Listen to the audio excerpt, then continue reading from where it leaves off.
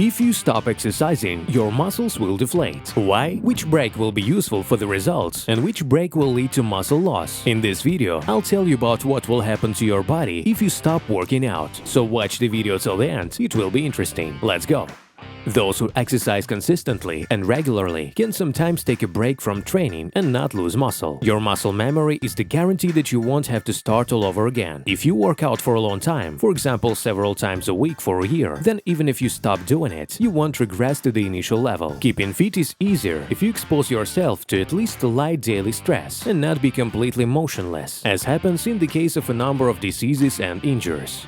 Muscle memory is an amazing thing. Muscles retain the accumulated level of adaptation to stress factors that arise as a result of past training for another 2 to 3 weeks after they stop. That is how long they are waiting for the resumption of workouts and can relatively easily merge into their usual training schedule. But even during this time, muscle mass is lost. Dutch scientists found that in professional strength athletes, the cross-sectional area of fast muscle fibers decreased by 6.4% after 14 days of rest. Accordingly, with the short-term refusal of strength training, the strength and size of muscle fibers can decrease, and fibers that have lost in size when training is resumed come into shape faster than untrained ones.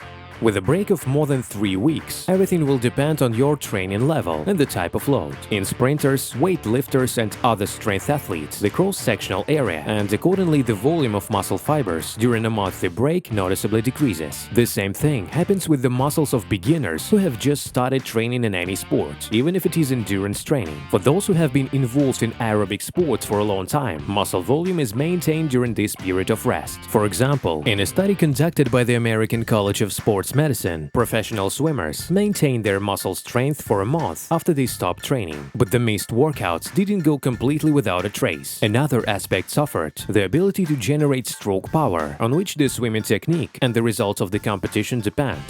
Could a break in training be helpful? For long-term trainees, a short break in training can even be beneficial to get off the ground when the muscles have already become accustomed to the load and their adaptation to stress has increased, due to which progress isn't noticeable. After 1 to 2 weeks off, you can start training with renewed vigor, perhaps by changing the set of exercises. The fact is that during pauses in training, changes occur in the hormonal sphere, which can enhance the anabolic process, the growth and development of biological structures, including muscles. We don't see a visible increase in muscle volume directly during rest, but the changes take full effect if you return to training after 1 to 2 weeks.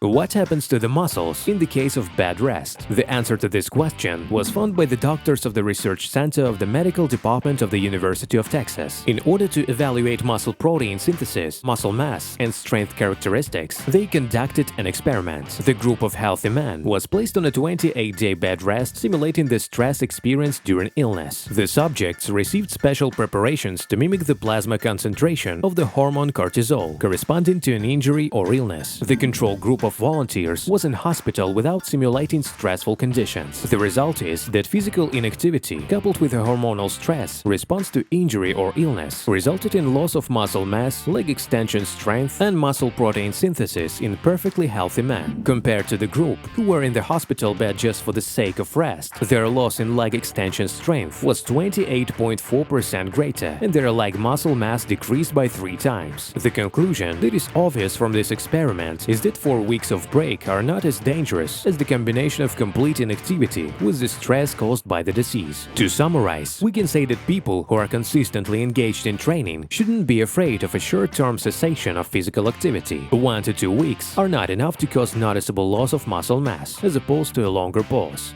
By the way, friends, be sure to watch other videos on this channel. Links are on the screen right now. See you soon!